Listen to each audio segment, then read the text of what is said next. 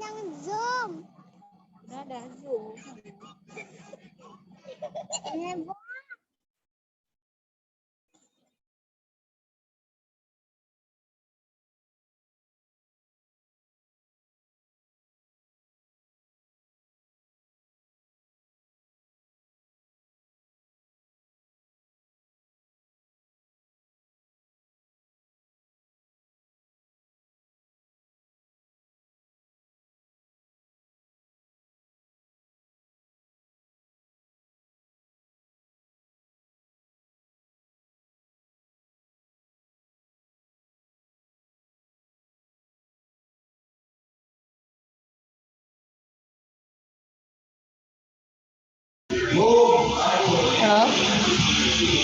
Oh, Dok, coba suaranya, Dok.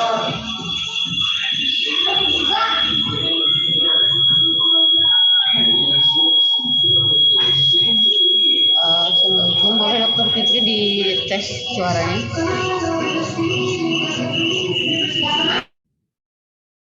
Cek sound gimana, Bu?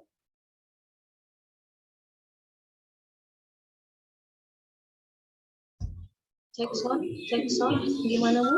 Kan, Dok, kedengeran.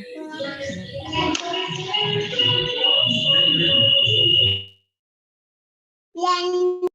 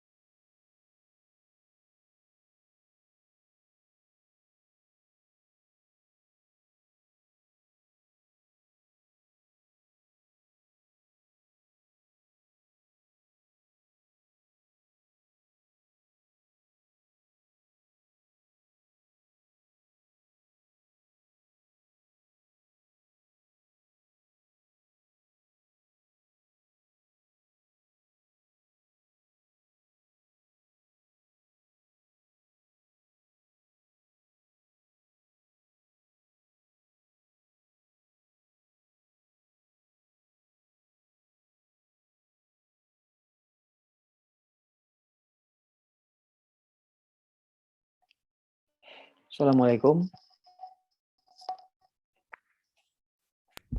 Waalaikumsalam warahmatullahi wabarakatuh. Dokter Fitri, moderator ya, Dok? Iya, betul, Dok. Ya. Karena sekarang baru jam 12.54, masih ada waktu kurang lebih 6 menit lagi ya, Dok, ya? Iya, mangga.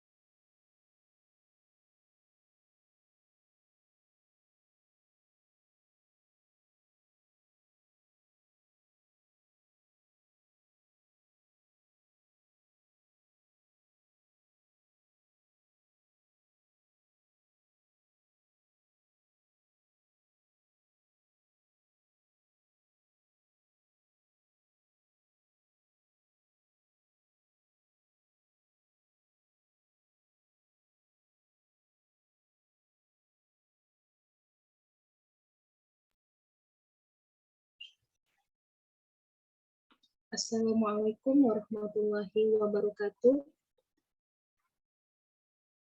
Waalaikumsalam warahmatullahi wabarakatuh. Saat ini sudah pukul 13.02 ya. Acara sepertinya sudah bisa kita mulai. Saya langsung saja ya. Bagaimana? Bu Mega minta tolong dibantu share CV-nya Dr. Dimas nanti ya. Bismillahirrahmanirrahim. Assalamualaikum warahmatullahi wabarakatuh. Alhamdulillahirabbil alamin. Wassalatu wassalamu ala asyrofil anbiya'i wal mursalin. Nabiyina wa habibina Muhammadin wa ala alihi wa sahbihi ajma'in. Wa man tabi'ahum bi ihsanin ila yaumiddin. Yang saya hormati Dr. Dimas Erlangga Luftimas, spesialis gizi klinik, selaku pembicara kita, narasumber kita pada siang hari ini.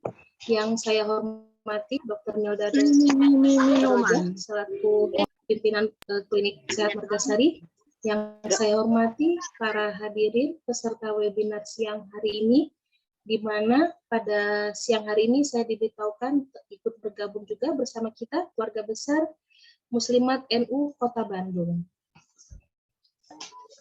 Semoga webinar kita siang hari ini memberikan pencerahan kepada kita dan menjadi amal ibadah dalam rangka thalabul ilmi dengan judul diet sehat bagi pasien hipertensi.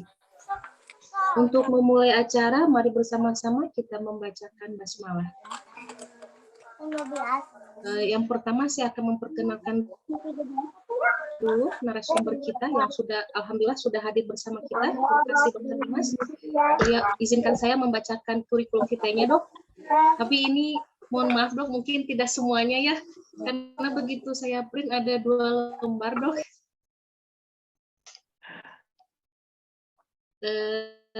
Dr. Dimas ini bernama lengkap Dr. Dimas Erlangga Luftimas, spesialis gizi klinik, magister kesehatan.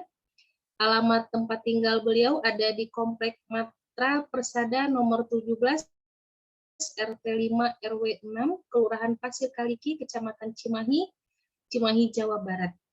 Coba disiapkan dulu pulpen dan kertasnya ya. Nomor handphone beliau 08211 91 31 351. Nah, Dr. Dimas ini lahir di Kota Bandung pada tanggal 16 Oktober tahun 1984. Pendidikan formal beliau tahun 2018 sampai tahun 2020 di Universitas Indonesia, Fakultas Kedokteran, Program Pendidikan Dokter Spesialis Ilmu Gizi Klinik. Kemudian pada tahun 2021 Dr. Dimas menambah keahlian beliau dalam ahli ilmu faal olahraga klinis dan nutrigenomic qualified doctor. Saat ini Dr. Dimas bekerja di Rumah Sakit Ibu dan Anak Awi Bitung sebagai dokter spesialis gizi klinik, kemudian dokter spesialis gizi klinik juga di Klinik Utama Pelayanan Kesehatan Unpad Jalan Dipati Ukur. Mungkin segini ya Dok yang dibacakannya Dok ya. Mohon maaf atas kekurangan karena ada 2 lembar ya Dok ya. Nah, pada siang hari ini itulah kurikulum dari Dr. Dimas ya. Karena kalau saya printnya ada 2 lembar ya Bapak Ibu ya. Nah, pada hari ini bagaimana yang sudah saya sampaikan tadi, webinar kita ini mengenai diet bagi pasien hipertensi. Jadi ada nih Dok yang datang ke saya, bapak-bapak dengan tekanan darah tinggi, dengan tekanan darah 160/100. Jadi saya bilang, Pak, obat darah tingginya rutin nggak Pak? Rutin atuh Dok, nggak akan belang betong Bapak mah. Oh oke, alhamdulillah ya Pak ya, saya bilang. Gimana kalau makan Pak, yang asin-asin, yang gurih udah dikurangi. Tuh Ibu Dok, katanya sih udah nggak pakai pecin. Katanya mah cuma garam sama, maaf nih nyebutin merek, Royco. Saya tanya ke Ibu, gimana Bu, benar Bu? Benar dok, dah sedikit ibu mah. Oh alhamdulillah atuh ya bu, dah cuma sedikit ya bu. Saya bilang. Akhirnya saya mikir, hari ini sedikit, besok sedikit, lusa sedikit, lama-lama sedikit-sedikit jadi sedikit banyak gitu dok. Atau konsepnya gimana tuh dok? Sedikit banyak atau kebanyakan? Nah, mohon pencerahannya nih dok. Jadi gimana nih? Sedikit banyak ada nggak konsep seperti itu dok? Untuk mempersingkat waktu ya dok ya, karena saya diberitahukan kita diberi waktu 60 menit, mudah-mudahan bisa mencerahkan semuanya ini dok, karena makanan udah dikurangi, udah diet-diet katanya nih dok, tapi masih tinggi gitu. Nggak tahu nih yang sedikit-sedikit lama-lama jadi bukit atau sedikit-sedikit jadi sedikit banyak nih dok. Untuk begitu saya persilahkan bagi Dr. Dimas untuk memulai webinarnya. Ya. Bismillahirrahmanirrahim. Assalamualaikum warahmatullahi wabarakatuh. Pertama-tama terima kasih Dr. Fitri sudah diberi pembukaan sehingga bisa memberikan sharing sedikit ya mengenai sharing sedikit ya mengenai, kalau kemarin sih diminta mengenai diet bagi penderita hipertensi gitu ya. Jadi ini juga sebetulnya hal yang menarik buat kita, bahkan dijadikan satu topik pembelajaran khusus gitu ya kalau di Fakultas Kedokteran Unpad. Kebetulan saya juga ngajar ya di Unpad sebagai dosen di Departemen Ilmu Kesehatan Masyarakat Divisi Ilmu Gizi gitu. Jadi ini juga dijadikan topik yang penting karena nutrisi atau gizi itu merupakan salah satu hal yang penting sekali untuk dijadikan bagian tata laksana buat pasien-pasien hipertensi dok gitu. Jadi apalagi yang prolanis ya dok ya, kalau misalnya ini berkaitan dengan prolanis, nah itu penting sekali untuk selalu memperhatikan part atau bagian dari nutrisi. Nanti kita akan sharing sedikit. Untuk mempersingkat waktu saya izin share screen ya, oke. Silahkan.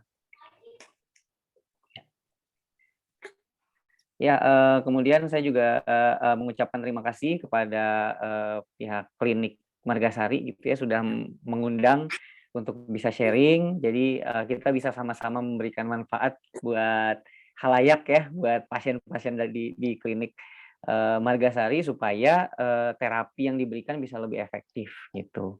Oke, nah sesuai dengan judul yang kemarin diminta gitu ya, ini diet pada penderita hipertensi kayak gimana sih gitu ya. Kemudian juga tadi udah ada pendahuluan pertanyaan, ini udah dikurangin garamnya, sudah tidak lagi masih memakai micin, tidak memakai micin tapi memakai merek Royco misalnya gitu ya. Sedikit tapi setiap hari sedikit. Nah, gimana tuh? Oke, nanti kita akan kita lihat kayak gimana tuh konsepnya harusnya ya penggunaan garam. Nah, jadi untuk itu di awal presentasi saya tampilkan gambar-gambar ini untuk memberikan keterkaitan antara tekanan darah, asupan garam, kemudian juga pola makan dan juga obesitas nih. Ini gambar obesitasnya, gambar perut ya sebetulnya ya. Mungkin kalau misalnya dilihat. Oke, nah jadi mesti tahu dulu hipertensi itu sebetulnya apa. Kalau misalnya Bapak Ibu yang mengikuti program Prolanis mungkin udah berkali-kali dan hafal banget ya yang namanya hipertensi itu apa. Jadi ini sedikit diulang saja bahwa hipertensi itu adalah peningkatan tekanan darah yang berdasarkan hasil pemeriksaan ya. Dan itu merupakan keterlibatan antara beberapa organ di dalam tubuh kita ya, yaitu ke jantung, kemudian fungsi pembuluh darah, kemudian jumlah cairan dan juga jumlah cairan yang beredar di dalam tubuh kita. Nah ini saling berkaitan satu sama lain ya. Fungsi jantung itu apakah denyut jantungnya atau kekuatan pompa jantungnya. Kemudian fungsi pembuluh darah itu apakah elastisitas atau kekakuan dari pembuluh darahnya. Kemudian ketebalannya. Kemudian adanya masalah nggak di pembuluh darah. Dan juga jumlah cairan itu adalah banyak sedikitnya cairan yang masuk ke dalam pembuluh darah. Jadi makin banyak cairan yang masuk ke dalam pembuluh darah, tentunya tekanannya semakin tinggi. Nah, dari situ keluarlah angka-angka yang setiap kali diperiksa Bapak Ibu selalu dibilang tekanan darahnya 160/100 atau 180/120 misalnya kayak gitu. Nah, itu udah menandakan hipertensi gitu ya. Yang di atasnya 180 itu namanya tekanan darah sistol, yang di bawahnya per 100 misalnya itu namanya tekanan darah diastol. Nah, rentang normalnya ada di gambar yang sebelah kanan ini. Kita bisa lihat ya, namanya normal BP atau normal blood pressure, ini bahasa Inggrisnya, bahasa Indonesia tekanan darah gitu. Normalnya tekanan darah itu di bawah 130 ya, di atasnya, dan di bawahnya atau diastoliknya itu adalah di bawah 85. Nah, kemudian dengan pertambahan angkanya untuk yang sistolik dan diastolik, jika salah satunya mencapai titik-titik yang ada gitu ya, angka-angka ini, maka dia masuk ke dalam kategori yang di sebelah kiri ya. Ada yang tekanan darah tinggi, kemudian hipertensi grade 1 atau hipertensi grade 2 kayak gitu ya. Jadi apa namanya, Bapak Ibu bisa menilai sendiri kalau misalnya ternyata didiagnosis hipertensi, masuknya hipertensi apa ya, seperti itu.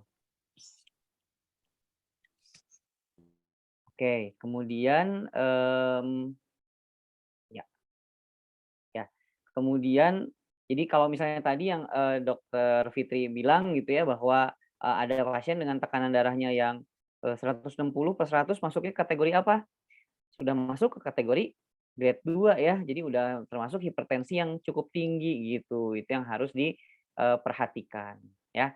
Nah, lalu kita mesti lihat dulu nih secara data kayak gimana sih hipertensi itu. Nah, di Indonesia itu ada yang namanya riset kesehatan dasar. Jadi Bapak Ibu yang hipertensi itu nggak sendiri gitu ya. Ada juga orang-orang lagi yang mengalami hipertensi, dan di seluruh Indonesia itu terdata dengan data yang ditampilkan oleh Kementerian Kesehatan ya. Jadi di Indonesia ada peningkatan ternyata nih dari tahun 2018 ke 2013 ke 2018 dalam kurun waktu 5 tahun, dari 25,3% atau 1/4 dari penduduk Indonesia yang berusia di atas 18 tahun itu hipertensi. Tahun 2018-nya jadi 34,1%. Jadi naiknya hampir 10% ya. Dan dalam waktu 5 tahun naik 10% ya itu lumayan banyak ya, artinya ada problem yang harus diatasi dan harus dicari nih kenapa nih dalam waktu 5 tahun kok bisa naiknya sampai 10% jumlah penduduk yang mengalami hipertensi. Nah, itu yang harus selalu kita pikirkan ya. Kita termasuk nggak ya di dalamnya yang berisiko untuk mengalami hipertensi ini.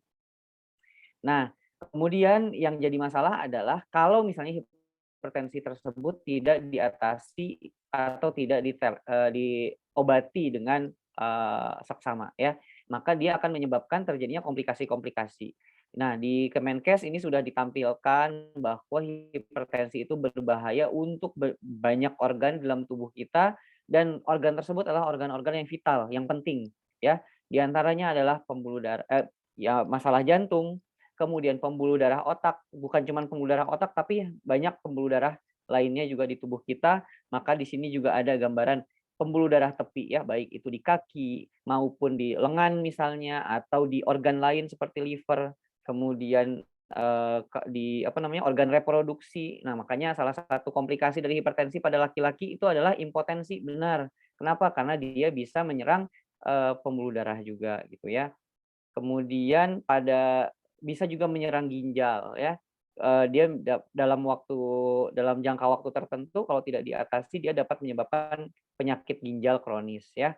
Kemudian di mata dia dapat menyebabkan kebutaan, kemudian di pembuluh darah tepi yang tadi sudah dijelaskan, serta sistem saraf dan juga otak, sistem saraf otak dan juga pembuluh darahnya ya yang bermasalah juga. Jadi itu berbahaya, makanya hipertensi ini harus ditata laksana dengan lengkap ya, holistik, bukan cuma menggunakan obat, tapi pola hidup juga harus diperbaiki. Nanti kita lihat ya.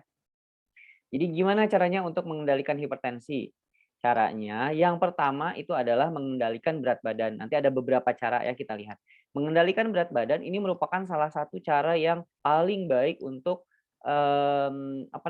memperbaiki tekanan darah yang tinggi. Saya punya beberapa pasien yang sebetulnya nggak masuk dalam kategori kegemukan berat ya, nggak masuk ke dalam kategori kegemukan parah, tapi ketika dia mengalami hipertensi, dia berusaha untuk memperbaiki pola hidupnya, minta saran untuk pengendalian berat badannya bagaimana, lalu setelah terjadi penurunan berat badan, yang terjadi adalah tekanan darahnya kembali normal. Yang tadinya 160 jadi 130, itu yang bikin takjub sebetulnya. Jadi menganjurkan untuk menurunkan berat badan pada pasien dengan hipertensi dengan berat badan yang berlebih, baik itu IMT-nya lebih dari 23 maupun IMT yang lebih dari 25. Maksudnya apa sih, Dok? Nah, mari kita lihat di sini. Jadi, obesitas itu merupakan suatu kondisi di mana indeks massa tubuhnya lebih dari 25 kg. Atau gambarannya kayak ginilah ya. Orang yang punya badan seperti ini itu disebut obesitas ya. Tapi kalau misalnya ada yang nggak kayak gini, tapi dengan ukuran indeks massa tubuhnya lebih dari 25 kg per meter persegi, maka dia juga masuk ke dalam obesitas. Nah, caranya gimana? IMT nanti kita cari tahu gimana caranya mengetahui IMT kita dan juga ukur lingkar pinggang nih, lingkar pinggang yang melewat dipakai meteran nih di sekeliling perut melewati apa namanya tuh pusat gitu ya. Maka kalau perempuan lebih dari 80 cm dan laki-laki lebih dari 90 cm, maka itu masuk ke dalam obesitas, ya. Nah, terus udah gitu mau tahu IMT-nya gimana? Coba ada nggak di sini?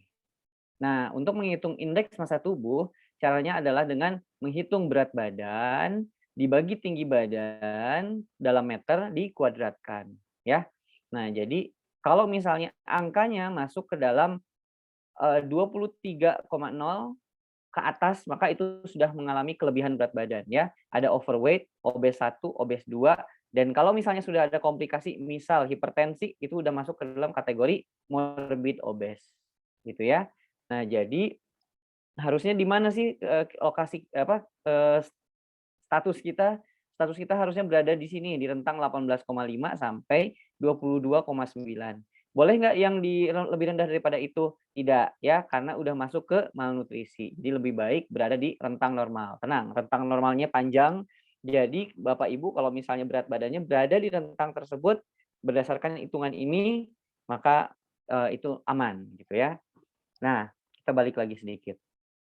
Jadi kalau misalnya mengalami obesitas, kemudian menurunkan berat badan itu sudah menjadi salah satu cara untuk memperbaiki kestabilan dari tekanan darahnya ya. Nah, ini mesti tahu aja bahwa salah satu faktor risiko atau risiko obesitas yang ini di sebelah kiri itu adalah faktor risikonya, terutama yang digarisbawahi adalah kebiasaan atau pola makan. Itu yang dapat menyebabkan terjadinya obesitas. Kemudian obesitas juga dapat menyebabkan terjadinya hipertensi ya pada beberapa orang yang tadinya nggak punya tekanan darah tinggi, cuman gara-gara berat badannya naik terus, akhirnya terjadilah hipertensi. Nah, kemudian ujung-ujungnya bisa terjadi kardiovaskular disease yang lain ya, seperti jantung, kemudian stroke dan lain sebagainya. Kemudian, nah, bagaimana caranya supaya kita bisa memperbaiki pola makan kita, menurunkan tekanan darah dan juga menurunkan berat badan? Itu yang pertama anjurannya itu adalah balance diet atau gizi seimbang. Gimana gizi seimbang itu? Selalu memperhatikan 3J, yaitu jadwal, jenis, dan jumlah. Nah, perhatikan jadwalnya. Gimana memperhatikannya? Dengan melakukan makan dengan frekuensi yang teratur, yaitu dengan 3 kali makan utama dan 2-3 kali selingan. Biasanya kita menganjurkan di luar waktu makan-makan ini tidak makan gitu ya, termasuk juga minum kopi manis, minum teh manis, minum cendol dan lain sebagainya gitu ya. Jadi ada jadwalnya. Makan pagi biasanya rentangnya jam 6 sampai jam 9, makan siang jam 12 sampai jam 1, makan malam jam 2 sampai 3 jam sebelum tidur, disertai dengan makanan selingan 1 sampai 2 kali sehari di antara waktu makan utama. Nah, itu yang mesti dibiasakan ya. Ini jitu nih sarannya untuk memperbaiki tekanan darah nih ya, karena udah pengalaman. Kemudian ini juga harus memperhatikan variasi dari makanannya atau jenis yang mesti dikonsumsi. Di antaranya harus terkandung karbohidrat, protein hewani, protein nabati, sayur, dan buah. Kemudian jumlahnya gimana? Kurang lebih 400 gram atau 5 porsi buah dan sayur per hari. Artinya apa? Setiap kali makan, kita harus selalu ada sayur, harus selalu ada sayur, dan juga cemilannya memilih cemilan buah-buahan ya. Jadi bukan cemilan-cemilan kayak ciki ya, biskuit atau cilok, basreng, gorengan, bala-bala, kayak gitu-gitu ya. Karena apa? Karena justru itu akan kita tahu makanan jajanan di kita itu relatif asin, gurih gitu ya, berminyak ya, dan terdiri dari tepung-tepungan. Sehingga itu yang dapat pada orang-orang yang hipertensi justru akan menghambat kestabilan dari tekanan darahnya. Nah, ada kampanye isi piringku nih yang dikampanyekan oleh Kementerian Kesehatan Republik Indonesia. Ini untuk apa? Supaya kita tahu bagaimana cara kita mengatur jenis-jenis makanan yang kita konsumsi. Ya, contohnya adalah misalnya kita mau makan apa gitu ya, misalnya mau makan sarapan, makan siang, makan malam. Kalau misalnya kita tidak punya panduan, maka kita akan ambil apa saja, atau baik bisa jadi itu kurang, atau bisa jadi itu berlebihan, atau bahkan komposisinya tidak seimbang.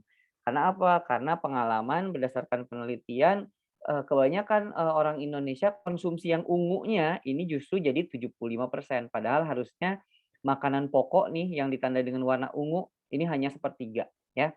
Lauk pauk seperenam, buah-buahan dan sayur-sayuran setengahnya, gitu ya. Nah, jadi kalau misalnya di sini penjelasannya setidaknya 400 gram atau 5 porsi buah dan sayur per hari. Itu untuk apa? Untuk memenuhi asupan serat dan juga vitamin serta mineral. Kemudian kurang dari 10% total kalori berasal dari gula sederhana. Jadi jangan kebanyakan makan gula atau yang manis-manis ya. Setara dengan 50 gram per hari cukup ya, hanya 50 gram per hari saja gulanya. Termasuk dalamnya madu. Jadi jangan salah ya kalau misalnya masih ada yang rajin mengkonsumsi madu sehari sampai 3 sendok, sebetulnya itu kurang begitu baik gitu. Kenapa? Karena memberikan asupan gula sederhana yang terlalu berlebihan ya. Kemudian harus kurang dari 30% total kalori berasal dari lemak. Jadi jangan terlalu banyak makan makanan yang goreng-gorengan dan juga makanan-makanan yang mengandung lemak tinggi. Contohnya daging berlemak gitu ya. Kemudian apalagi tadi ya goreng-gorengan seperti itu. Kemudian kurang dari 5 gram garam dapur atau setara dengan 1 sendok teh per hari. Nanti kita lihat kenapa. Kemudian pemilihan bahan makanan ini juga harus mengandung sayur, biji-bijian buah segar, produk susu rendah lemak, gandum utuh atau beras giling tidak halus. Jadi kalau misalnya berasnya terlalu putih gitu ya, bisa jadi itu terlalu banyak digiling ya, jadi seratnya berkurang. Ikan ya, itu juga harus rajin dikonsumsi. Asam lemak tidak jenuh yang berasal dari contohnya minyak zaitun atau buah alpukat atau kacang-kacangan lainnya. Contohnya kacang tanah atau kacang almond misalnya ya, atau kacang-kacangan yang banyak ditemukan di pasar ya, itu bagus juga untuk dijadikan bahan makanan. Kemudian membatasi asupan daging merah, membatasi ya bukan berarti tidak boleh, dan asam lemak jenuh lainnya. Tuh ya. Nah, ini bahan makanan yang terdiri dari 3 macam, mesti tahu karbohidrat, protein, dan juga lemak. Karbohidrat itu merupakan sumber energi utama bagi tubuh. Jadi tetap harus dikonsumsi, namun kita harus memilih karbohidrat yang kompleks ya. Jadi bukan karbohidrat sederhana seperti tepung-tepungan dan juga gula ya. Jadi pilihlah yang banyak seratnya seperti nasi atau beras merah atau apa namanya tuh, singkong misalnya, ubi. Nah, itu boleh jadikan sumber karbohidrat ya. Kemudian ada lagi yang namanya protein yang dia berfungsi untuk membangun tubuh enzim dan juga hormon. Nah, di sini gambar tabel ini merupakan tabel yang memberikan list ya sumber-sumber protein yang harus kita konsumsi secara rutin. Ya, ini adalah yang paling atas nih adalah sumber protein terbaik ya, walaupun yang di bawah-bawahnya ini nggak apa-apa, boleh juga dikonsumsi ya. Bawah ini bukan berarti dia proteinnya tidak baik ya, tapi tetap baik. Kemudian yang selanjutnya adalah lemak ya. Lemak itu merupakan sumber energi, kemudian memberikan rasa kenyang, memberikan rasa lezat dari makanan. Itu kenapa makanan bisa enak, itu karena lemaknya tinggi, biasanya kayak gitu ya. Dan juga penting untuk mengangkut vitamin-vitamin seperti vitamin A, vitamin D, vitamin E, dan vitamin K. Gitu ya. Nah, di sini kita bisa selalu memperhatikan konsumsi lemak kita, pilihlah lemak yang baik dibandingkan lemak-lemak yang jahat. Nah, apa itu lemak yang baik dan lemak jahat? Lemak jahat biasanya dia terolah, kemudian dicampur dengan banyak bahan lain seperti ini krim-krim. Nah, ini krim ini kan sebetulnya kayak mentega dicampur dengan gula misalnya seperti itu ya. kemudian dia digoreng berkali-kali, kemudian masuk ke dalam makanan, butter misalnya ya, atau lemak-lemak terolah lainnya, seperti di dalam makanan-makanan fast food. Sementara lemak baik itu adalah lemak-lemak yang berasal dari ikan laut dalam, contohnya ikan salmon, tuna gitu ya, atau ikan kembung misalnya seperti itu ya. Kemudian dari alpukat, biji-bijian atau kacang-kacangan, ini adalah selai kacang. Nah, ini juga merupakan bahan makanan sumber lemak yang baik. Jadi itu boleh dipilih sebagai pengganti yang di bawah ini. Kemudian konsumsi sayur dan buah yang segar, ini juga penting. Kenapa? Karena sayur dan buah merupakan sumber serat dan antioksidan, sumber berbagai vitamin dan mineral, dan menurut WHO, tadi saya ulangi lagi, bahwa minimal dalam sehari kita mengonsumsi 5 porsi buah dan sayur dalam sehari. Sehingga gimana teknis dalam kita selalu makan sayur dan cemilannya 2 kali dalam sehari makan buah, ya. Nah, ini merupakan gambaran apa namanya, jumlah makanan yang dapat dikonsumsi yang diatur oleh Kementerian Kesehatan. Jadi rata-rata orang Indonesia dewasa gitu ya, itu dapat mengkonsumsi dari 2.100 kilokalori sampai 2.650 kilokalori. Duh, nggak ngerti dok, gimana maksudnya itu teh gitu ya, sekalori ini gitu ya. Baik, dikasih gambaran saja bahwa ilustrasi pola makan satu kali itu mengandung 700 kilokalori kurang lebih ya, lengkap yang mengandung nasi, lauk hewani, lauk nabati, buah dan sayuran. Walaupun kita sebetulnya orang Indonesia tuh jarang sekali ya makan nasi dengan buah-buahan, jadi sebetulnya ini bisa disingkirkan dulu gitu ya. Kurang lebih sepotong buah seperti ini itu mengandung kurang lebih 50 kilokalori. Jadi tanpa buah itu hanya tanpa buah tuh 650 kilokalori ya. Dan cukup ini menjadi ilustrasi buat Bapak Ibu-ibu yang mau membiasakan untuk pola hidup sehat. Caranya gimana? Setiap kali makan selalu diperhatikan apa yang dimakan ya. Jadi makannya harus ada nasi di piring teh, kemudian ada tahu kah atau tempe, pilih salah satu, kemudian pilih apa namanya itu lauk, misalnya ikan, ayam, daging, telur, pilih salah satu, dan juga sayur. Nah, cukup memenuhi itu saja, itu udah mencukupi kebutuhan kalori dan juga zat gizi lainnya. Tuh. Kemudian anjuran lainnya adalah membatasi asupan gula. Gimana? Asupan gula berlebihan itu dapat meningkatkan tekanan darah, meningkatkan lemak tubuh, meningkatkan kolesterol dan lemak lain di darah, serta menyebabkan peningkatan risiko penyakit jantung, pembuluh darah, serta menurunkan sistem imun. Ya, tambahan informasi bahwa asupan gula yang terlalu tinggi meningkatkan risiko terinfeksi COVID-19. Nah, WHO merekomendasikan untuk konsumsi gula kurang dari 50 gram per hari ya, atau kalau misalnya 1 sendok teh itu kurang lebih 4 sampai 5 gram, maka dalam satu hari maksimal mengkonsumsi gula itu adalah hanya 10 sampai 12 sendok saja dalam satu hari ya, sendok teh 10 sampai 12 sendok teh. Jadi itu disebar tuh dalam satu hari 10 sampai 12 sendok gitu ya. Jadi bukan 10 sampai 12 sendok sekali makan atau sekali minum, tapi ini disebar dalam satu hari ya. Enggak, bagaimana caranya? Kemudian yang mesti diperhatikan juga bahwa ternyata gula-gula itu berasal dari bahan makanan lain juga, seperti makanan-makanan olahan, kue-kue, biskuit dan lain sebagainya itu mengandung gula juga, termasuk misalnya teh manis atau kopi instan itu juga mengandung gula ya. Jadi kalau misalnya kita sudah mengonsumsi itu, perhatikan juga tuh apakah kita masih perlu makanan manis lainnya gitu ya. Kemudian yang selanjutnya adalah mengatur asupan garam. Nah, asupan garam itu berkaitan dengan asupan natrium. Natrium itu merupakan mineral yang sangat penting ya dalam mengatur masalah tekanan darah, kayak gitu ya. Nah, jadi natrium itu sebetulnya mineral yang penting untuk metabolisme. Jadi tidak bisa kita pisahkan keperluan kita dari natrium ya. Jadi nggak boleh terlalu kekurangan. Kenapa? Karena pasti akan terjadi gangguan metabolisme, kejang, itu bisa terjadi ya gara-gara kekurangan natrium, kekurangan garam. Nah, namun kelebihan juga itu dapat meningkatkan jumlah cairan tubuh ya, cairan di dalam pembuluh darah.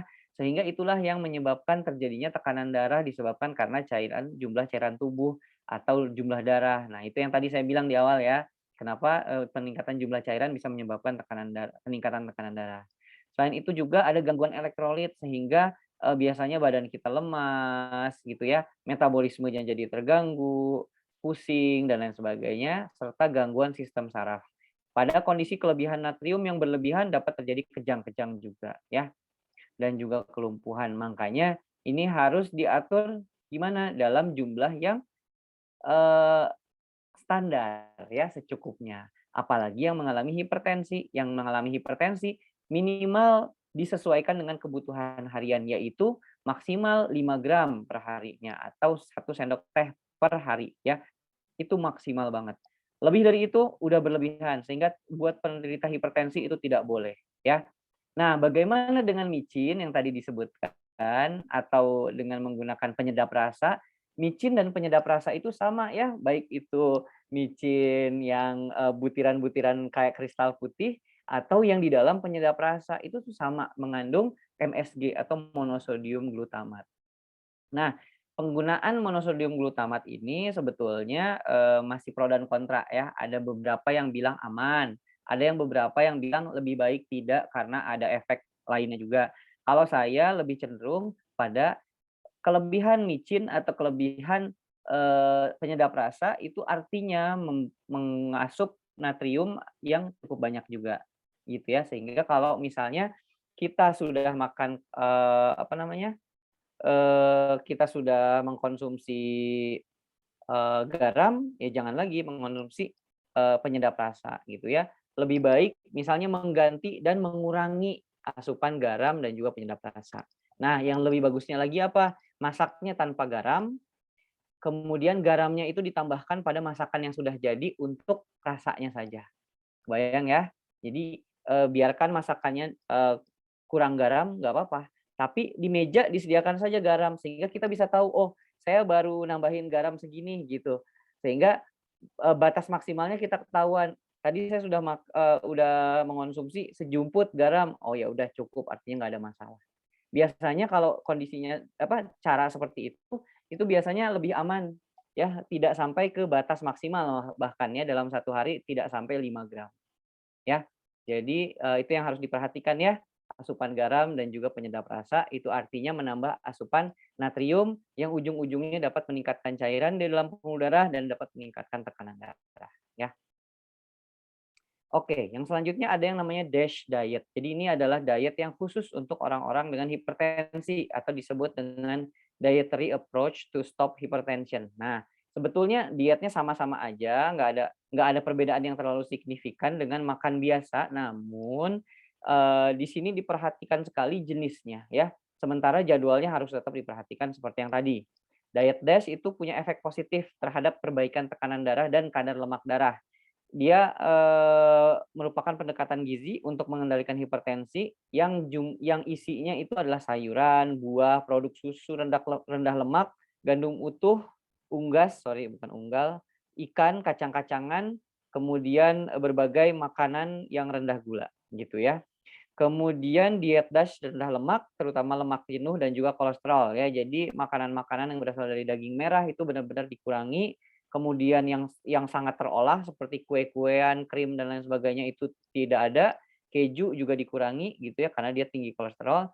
Dan diet DASH tinggi kalium, magnesium dan kalsium serta protein dan juga serat karena itu baik sekali untuk kesehatan saluran cerna dan juga pembuluh darah ya.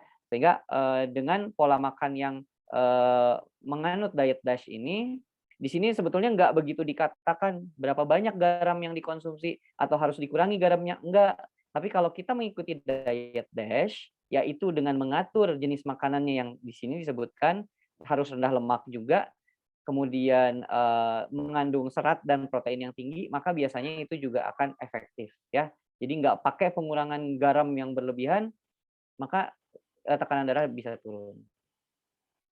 Nah, gambarannya seperti ini ya. Dari makanannya itu harus mengandung 6 sampai 8 servings atau sajian dari apa namanya, whole grain atau tadi yang ini analoginya adalah karbohidrat kompleks ya. Jadi bukan karbohidrat sederhana itu.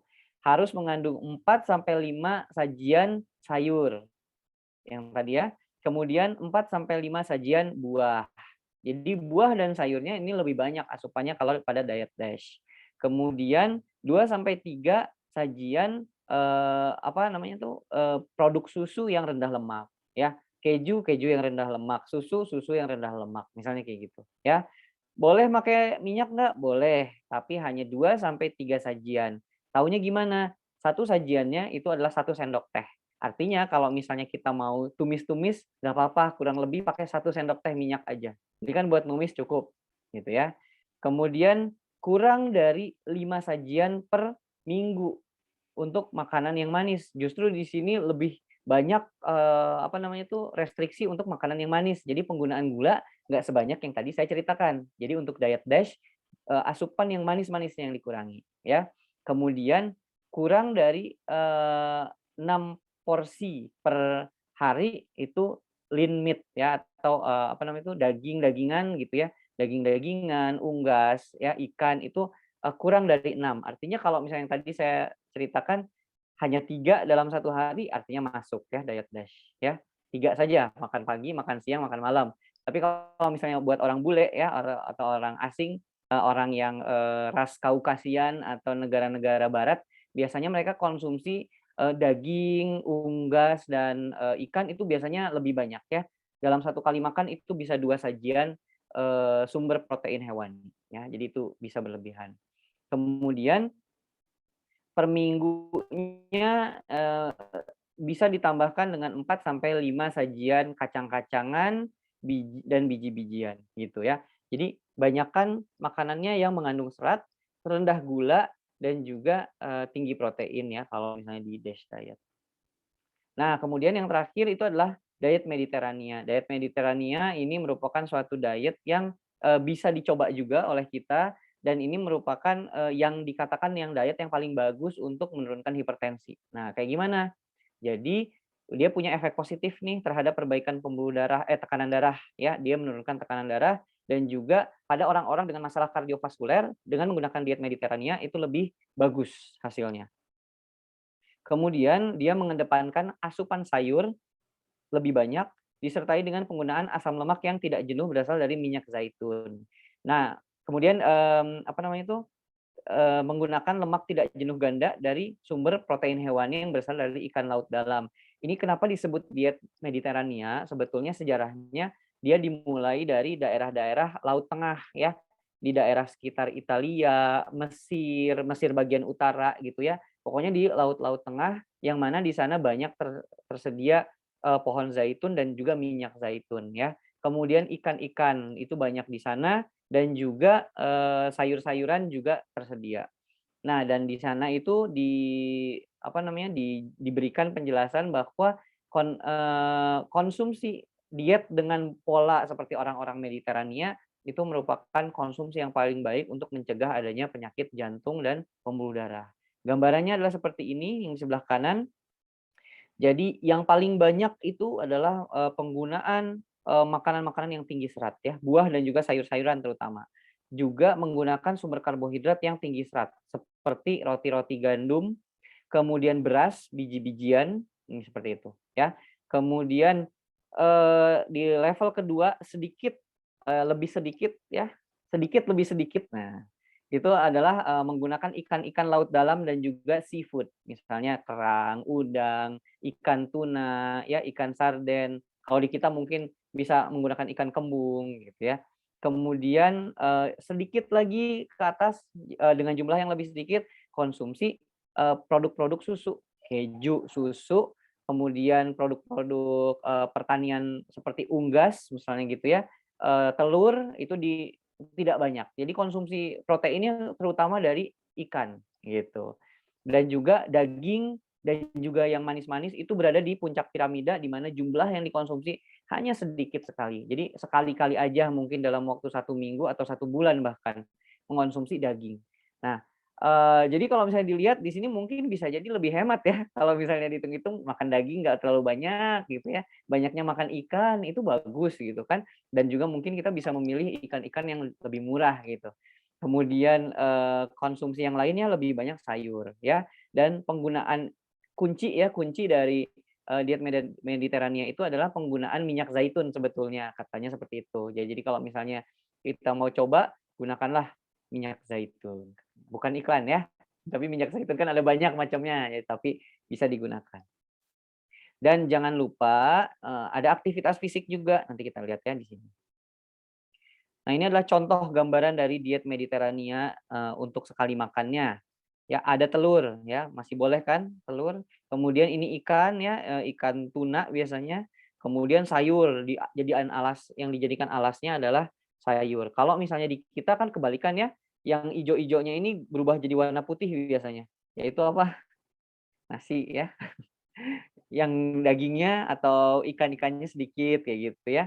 Nah, dan bahkan cenderung, sayurnya itu sangat sedikit. Nah, itu kalau misalnya kita mau memperbaiki pola hidup kita, terutama yang mengalami hipertensi, harus perbaiki ya polanya. Boleh memilih diet Mediterania sebagai diet pilihan. Nah, ini untuk aktivitas fisik. Nah, aktivitas fisik tetap dianjurkan untuk orang-orang yang hipertensi, tapi punya batasan. Nah, menurut Perhimpunan Dokter Jantung Indonesia, aktivitas fisik yang dianjurkan itu adalah jalan cepat 30 menit per hari selama 5 hari per minggu ya, atau total-total 150 menit seminggu. Gitu. Jadi, ini harus dilakukan oleh, Bapak Ibu yang mengalami hipertensi, tetap ya jalan santai aja, sampai jalan cepat gitu, 30 menit aja per hari. Dan itu akan memperbaiki fungsi jantung. Kalau misalnya fungsi jantungnya baik, balik lagi ke slide yang pertama, maka tekanan darah pun akan mudah dikendalikan. Jadi udah tahu ya, ada 2 hal yang bisa kita kendalikan dari presentasi sampai sejauh ini. Pertama, asupan garam untuk mengurangi cairan di dalam pembuluh darah, dan yang kedua itu adalah melakukan aktivitas fisik untuk memperbaiki fungsi jantung ya. Nah, tinggal satu lagi, kalau pembuluh darah gimana ya? Sebetulnya pembuluh darah tadi udah dirangkum juga. Kalau misalnya kita pola makannya bagus, maka pembuluh darah itu akan kembali normal. Dengan cara apa? Menurunkan kolesterol, menurunkan lemak, maka pembuluh darah akan elastis kembali. Ya. Nah, ini adalah aktivitas fisik yang bisa dilakukan, sama pakai piramida juga. Yang paling banyak dilakukan adalah aktivitas yang di kemana-mana usahakan, perbanyak jalan kaki dibandingkan menggunakan kendaraan gitu ya. Itu sebetulnya pesan buat saya juga ya. Banyakin Dokter Dimas, jalan kakinya, jangan terlalu banyak duduk misalnya gitu ya. Karena apa? Karena perlu diketahui oleh Bapak Ibu, dokter itu merupakan salah satu profesi yang banyak duduk. Percaya nggak? Benar nggak Dokter Fitri? Begitu nyampe ke klinik pasti duduk ya, meriksa pasien sambil duduk kan, periksa sebentar, duduk lagi, betul nggak? Nah, jadi memang dokter-dokter juga itu harus, apa namanya, harus melakukan aktivitas fisik yang rutin ya, secara, dengan baik. Nah, kalau misalnya untuk, apa namanya itu, pasiennya gimana? Begitu juga sama gitu ya, pasien-pasiennya juga harus, memperbaiki aktivitas fisiknya dengan memperbanyak jalan kaki misalnya seperti itu ya. Yang tadi dibilang 30 menit aja dalam sehari ya. Kemudian aktivitasnya nggak harus selalu aerobic activities kayak bersepeda, nggak harus selalu zumba, itu yang disebut aktivitas fisik. Tapi aktivitas yang setiap hari dilakukan, contohnya adalah jalan kaki, nah itu ya. Kemudian harus dikurangi aktivitas-aktivitas yang terlalu banyak berada di depan TV gitu ya, sambil nonton, sambil makan, itu namanya sedentary lifestyle ya. Jadi itu kita harus memperbaiki aktivitas fisik kita juga. Dan yang terakhir itu adalah istirahat yang cukup. Kenapa? Karena istirahat yang cukup dan baik yang berkualitas itu dapat memperbaiki mood ya. Jangan lupa mood yang baik itu akan berkaitan dengan hormon-hormon yang baik pula gitu ya, ujung-ujungnya dia dapat menurunkan tekanan darah, percaya deh. Kemudian detoksifikasi ya, orang yang tidurnya selalu begadang gitu ya, yang selalu begadang biasanya, nggak segar. Kenapa? Karena tubuhnya nggak sempat untuk melakukan detoksifikasi ya. Jadi toksin-toksin atau racun-racun yang ada dalam tubuh itu secara natural dibuang oleh tubuh kita atau dihancurkan di dalam tubuh, di liver, dan itu biasanya terjadi pada saat kita tidur. Nah, makanya tidur yang cukup itu akan baik sekali untuk memperbaiki untuk detoksifikasi. Kemudian memperbaiki jaringan yang rusak, ya. Kalau misalnya kita kurang tidur, kapan tubuh kita akan memperbaiki otot-otot yang rusak karena olahraga atau karena aktivitas sehari-hari. Dan yang terakhir adalah menyeimbangkan imunitas, ya. Orang yang kurang tidur lebih mudah sakit, betul ya, dibandingkan orang yang tidurnya cukup. Bukan lebih ya, tapi cukup. Nah, berapa banyak waktu yang dianjurkan untuk tidur? Sebetulnya waktu yang dianjurkan adalah 7 sampai 9 jam per hari pada dewasa dan sampai lansia, ya. Nah, ini bisa diatur sedemikian rupa, misalnya kita tidur siang dulu berapa 1 jam misalnya, sisanya dilakukan di waktu malam. Atau setidaknya kita tidur di mana jam 11 sampai jam 2 pagi itu kita berada dalam kondisi tidur lelap. Supaya apa? Supaya hormon-hormon dan juga enzim yang bekerja untuk detoksifikasi, perbaikan jaringan, dan menyeimbangkan imunitas itu dapat bekerja dengan baik. Ya, lebih baik tidur cepat, bangun cepat daripada begadang, tidurnya, bangunnya lambat. Ya, mungkin seperti itu. Ya, baik. Jadi dari sini kita bisa menyimpulkan bahwa hipertensi itu merupakan suatu kondisi yang bisa dikendalikan, ya, dicegah jangan sampai terjadi hipertensi, dan pada orang-orang yang sudah mengalami hipertensi bisa dicegah jangan sampai terjadi komplikasi. Di antaranya adalah dengan memperbaiki pola makan dan juga aktivitas fisik. Ya, mudah-mudahan dengan presentasi ini bisa memberikan pencerahan buat teman-teman di Klinik Margasari dan juga Bapak Ibu peserta dari Prolanis Klinik Margasari sehingga bisa memperbaiki atau bisa mengefektifkan program yang ada. Mungkin gitu saja yang bisa saya berikan. Mohon maaf atas kekurangannya. Terima kasih. Assalamualaikum warahmatullahi wabarakatuh. Warahmatullahi wabarakatuh. Terima kasih Dr. Dimas atas penyampaian materinya yang benar-benar benar-benar terbaru nih. Jadi dok, selama ini tuh saya menyampaikan ke pasien untuk mengurangi natriumnya saja gitu. Bahwa ternyata kadar gula yang berlebih ini juga bisa menaikkan darah tinggi ya dok ya. Betul, betul. Jadi ini memang kebanyakan peserta webinar kita ini peserta Prolanis dok, ada yang dari DM sama hipertensi ya. Jadi ternyata ibu-ibu bapak-bapak yang hipertensi jaga juga sekarang nih asupan gulanya. Barusan kita dapat informasi dari Dr. Dimas, ternyata asupan gula yang berlebih juga meningkatkan hipertensi. Nah, jadi ini tadi kalau saya nggak salah nih, maksimal 10 sendok teh ya dok ya, 10 sampai 12 sendok teh untuk asupan gulanya ya, dalam 1 hari. Oke, ini kita ada sisa waktu 10 menit.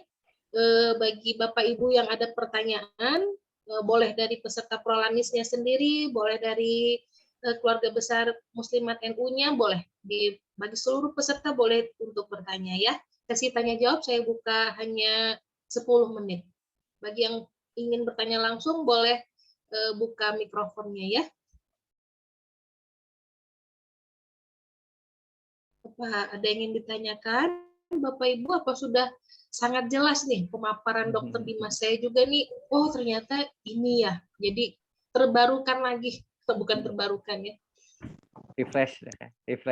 Iya benar dok. Jadi selama ini hanya natrium aja gitu. Iya dok ya. Iya dok. Kalau belum ada yang mau bertanya nih. Bertanya dok. Assalamualaikum. Dokter mau tanya. Oh ini dari Bu Linda dok.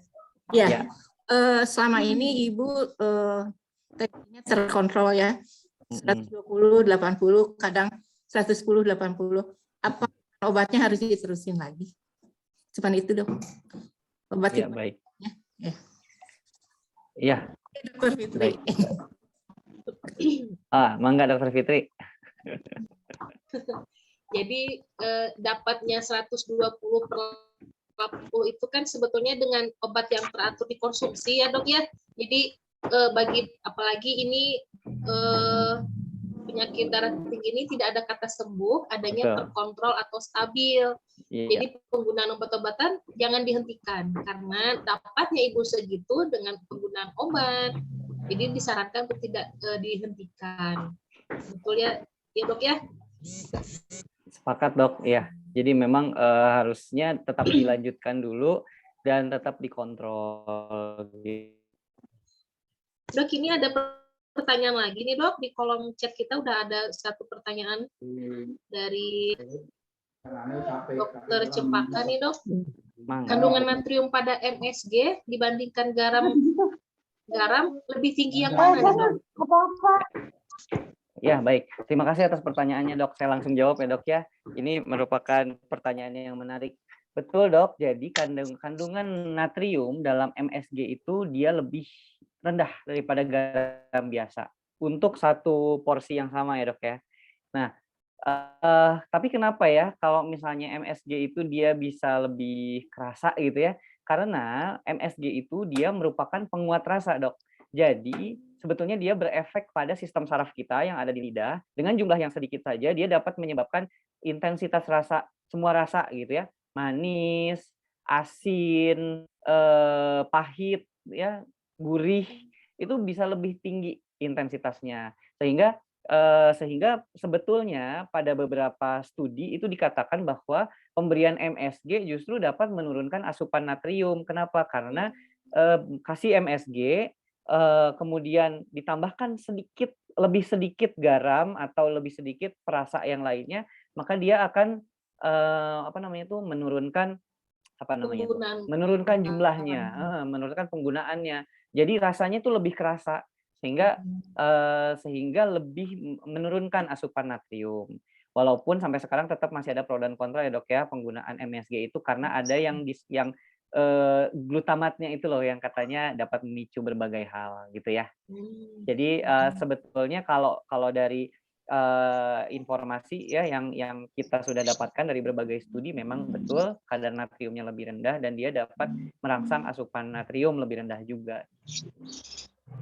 Karena dia udah enak dulu. Saya mau bertanya. Ya, dok, betul, karena dia sudah udah enak duluan lah gitu lah, mending memperkuat rasa yang udah ada. Ya. Apa Ini ya? ada yang mau bertanya langsung ya dok ya? Iya. Dari Bu Boleh, Mila, dipersilakan Bu. Ya, assalamualaikum dok. Waalaikumsalam. Silakan Bu. Ini dok, saya mau bertanya. Saya kan ada diabetes. Bulan kemarin gula puasa saya 137. Terus kan saya dari masak itu udah nggak pernah pakai gula. Saya pakai gula pengganti ya dok ya. Cuman saya kan punya anak balita usia 2,5 tahun. Itu kalau ikut konsumsi gula pengganti itu apa nggak apa-apa gitu? Ya. Gula penggantinya apa ya Bu? Pakai diabetamil. Sebetulnya obat-obatan gula pengganti itu kan nggak cocok ya buat anak-anak balita ya, untuk anak-anak gitu. Harusnya memang sebetulnya gini, kalau di pengalaman saya itu tidak terlalu misalnya gini, ibu masak ya untuk satu porsi sekeluarga, kemudian ibu masukkan 1 sendok makan gula ke dalam masakan tersebut. Kemudian masakan tersebut dibagi kepada 5 orang. Artinya setiap orang mendapatkan 1/5 sendok ya. Iya. Betul nggak? Kalau dirata-ratain itu belum ada yang itu yang tersisa di kuahnya, yang di kuahnya misalnya nggak dimakan misalnya. Jadi sebetulnya asupan gula kalau dari masakan itu sebetulnya tidak terlalu signifikan. Yang paling signifikan itu adalah berasal dari minuman manis, kemudian minuman instan, dan juga gula tambahan yang berada dari makanan-makanan manis, Bu. Kayak kue-kuean, biskuit, donat, misalnya kayak gitu-gitu. Jadi sebetulnya kalau misalnya mau memasak dengan menggunakan gula biasa, sebetulnya nggak apa-apa. Ya, asal bukan makanan manis yang dimasak. Gitu. Jadi makanannya jadi bukan makanan yang memang manis, misalnya sop manis kan jarang ya kita menawarkan sop manis. Justru kalau manis kan jadinya aneh ya rasanya ya. Jadi sebetulnya nggak apa-apa, sehingga aman untuk dikonsumsi dengan balita juga gitu boleh gitu Bu. Jadi kalau misalnya untuk masakan sih nggak dianjurkan Bu menggunakan gula-gula itu Bu, apa namanya? Gula-gula Pengganti. pengganti, karena dengan panas juga kan gula tersebut nanti dia berubah strukturnya. Oh, ya, terima kasih ya Dok penjelasannya. Iya. Sama Ibu, Assalamualaikum. mudah-mudahan menjawab. Assalamualaikum Dokter Fitri. Waalaikumsalam. Bu Anjar mau Waalaikumsalam. bertanya langsung ya? Boleh nih Bu. Iya, ya saya ini Mangga. kan pasien hipertensi terkontrol, ya. Dengan Terus karena bangganya saya mengatakan terkontrol Dok. maksudnya Alhamdulillah. minum obat Alhamdulillah. disiplin, Bu. Saya minum obat disiplin Iya. dan gula darah saya nggak pernah minum teh, nggak pernah minum manis. Iya. Saya sangat disiplin dengan itu. Alhamdulillah saya gula darahnya di bawah 100. Oke. Terus karena saya jarang makan, dalam 1 minggu jarang makan ikan, saya ganti dengan minum omega 3, enggak apa-apa itu. Tiap Oke. hari. Ya. Boleh, Dok? Iya, Bu. Terima kasih. Nuwun ya.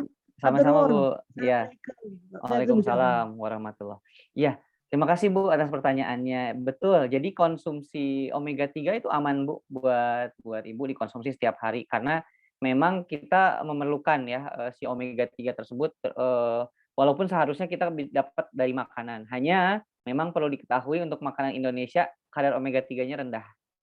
Gitu. Jadi memang mau nggak mau kita harus konsumsi suplemen ya untuk orang Indonesia konsumsi suplemen omega 3 gitu. Ya. Nah, sebetulnya kalau misalnya pertanyaannya tadi jarang makan ikan setiap hari, Kadang. sebetulnya enggak kadang ya Bu ya. Makan ikan. Jadi makan ikan itu sebetulnya ada 2 aspek yang mesti kita perhatikan. Yang pertama itu adalah sumber protein, yang kedua adalah yang tadi omega 3 gitu. Kalau misalnya kita mengacu kepada yang tadi tuh diet Mediterania tuh, itu dominannya sumber proteinnya tuh dari ikan, gitu. Jadi biasanya mereka nggak lagi menggunakan suplementasi omega 3. Kalau nah kalau di Bandung tuh misalnya susah pada cari yang konsumsi segar yang itu. hari-hari, Mohon maaf Dok, saya potong. Di jadi Bandung tuh nggak susah, apa-apa. golek ikan Iya. seger itu susah banget. Kayak nggak di pesisiran gitu loh. Iya, Jadi saya betul Dok. saya komplain Betul, itu ya Bu. itu tadi saya pakai omega 3. Kalau Iya. belanja pas ke supermarket atau ke pasar ada kembung atau ikan apa Pak? Ya ikan karapu kami ya kadang-kadang. Tapi kan susah nggak seger ya. Ya Allah Betul. susah ya. Oh sudah di Iya, es.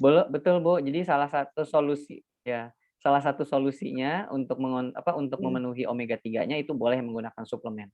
Ya. Nggak apa-apa setiap hari. Ya, terima kasih infonya. Sama-sama. Selamat sukses ya. Iya, terima kasih Bu. Mudah-mudahan menjawab. Ini ada lagi nih Dok, pertanyaan kelanjutan katanya nih Dok. Jadi ada nggak pemanis pengganti pemanis yang baik gitu Dok? Karena ada sebagian yang pas dikonsumsi itu meningkatkan rasa yang nggak enak di lidah gitu Dok. Oke. Ya. Jadi memang beberapa pemanis buatan itu sebetulnya ada aftertaste-nya ya kalau misalnya yang udah pernah pakai. Jadi saya juga udah pernah mencoba hampir semua merek dari pemanis buatan gitu ya. Itu memang apalagi kalau dia ketemu dengan suhu tinggi itu jadi pahit ya rasanya jadi berubah aja. Jadi nggak cocok, makanya sebetulnya pemanis itu sebetulnya hanya untuk dalam tanda kutip ya memanjakan lidah kita. Yang mana sebetulnya kita nggak perlu banget sebetulnya dengan itu gitu loh. Jadi kalau misalnya kita membutuhkan rasa manis ya sebetulnya boleh menggunakan itu. Tapi kalau enggak ya nggak perlu juga. Misalnya kan minum teh ada beberapa orang yang senang manis atau yang perlu manis ya. Ingat perlu manis bukannya mau manis gitu ya.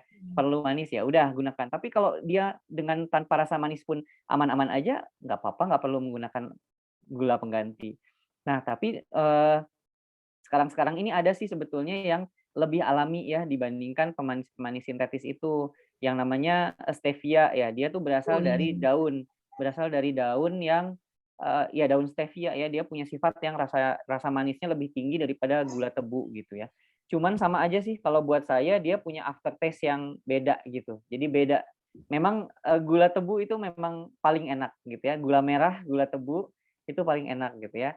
Tapi memang kalorinya lebih tinggi gitu.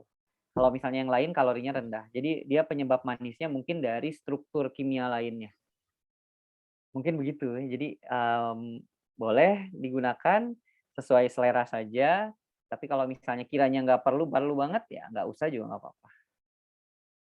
Atau diganti ke stevia tadi ya dok ya? Ya kalau nggak diganti ke stevia yang tadi dia lebih aman lagi kalau kata saya. Ini ada yang bertanya lagi nih dok. Tapi katanya di luar diet bagi hipertensi boleh nggak dok? Mangga silakan. Ini mumpung ada kesempatan ya. Boleh disilakan bertanya Bu Yuni. Oh ini kali udah ada di chat room. Oh, ya ini ya buat Yang anaknya ya. Jadi naik. gimana nih dok? Yang suka jajan teh-teh manis gitu bagi anak-anak nih dok. Ada efeknya nggak? Yang jangka panjang sepertinya nih pertanyaannya dok. Iya, ya kalau misalnya konsumsi yang apa namanya tuh, yang teh manis, yang jajan-jajanan seperti itu, kalau dikonsumsi setiap hari, tentu saja kalau pada masa anak-anak sebetulnya dia tidak memberikan efek yang banyak ya. Paling jadi craving gitu ya, jadi kepengen lagi. Ingat gula itu dia punya efek juga. Iya, jadi